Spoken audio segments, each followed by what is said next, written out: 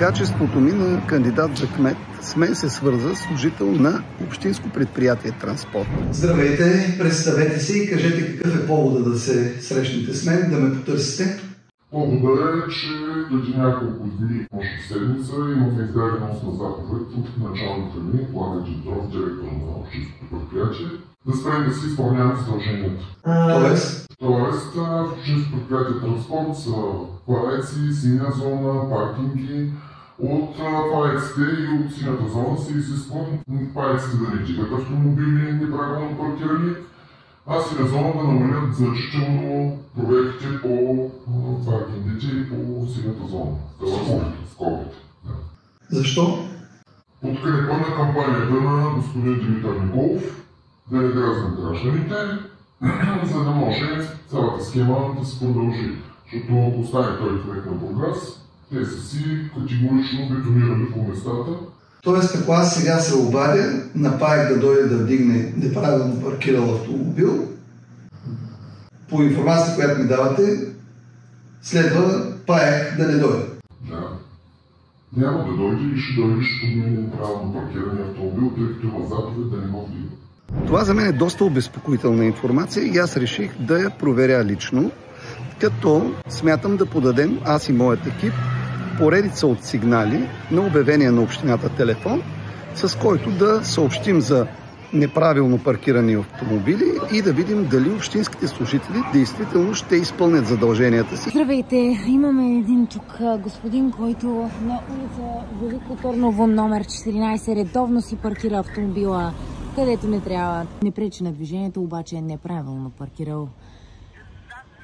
Да, зад него, в смисъл, с регистрационен номер А. К. Добре, много благодаря. Повече от час по-късно ПАЕК няма. Звъня да пусна сигнал за неправилно паркиран автомобил след знак за спирането забранено. Ако можете да изпратите ПАЕК. След знак къде си номера? На улица Георги Кирков, 36. Георги Кирков, номер 36? Да. Лек автомобил ли? Лек автомобил, не пречи на движението, но е след знак за... Да. Просто е неправилно паркиран. Добре, ще подадем сигнала. Благодаря, до чуване. ПАЕК не дойде. Транспорт, добър ден.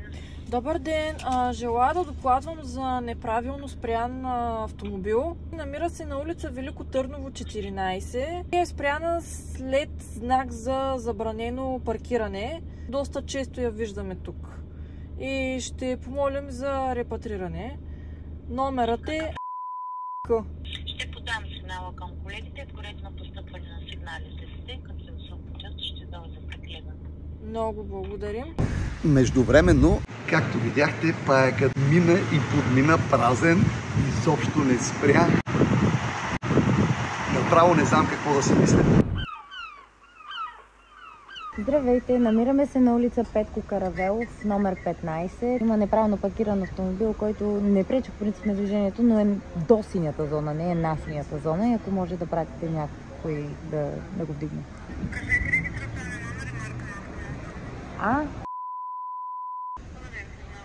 Много благодаря. ПАЕК не дойде. Единствената скоба, която видяхме поставена на автомобил днес, докато обикаляхме, е на автомобил с не бургаска регистрация. Каква е равносметката?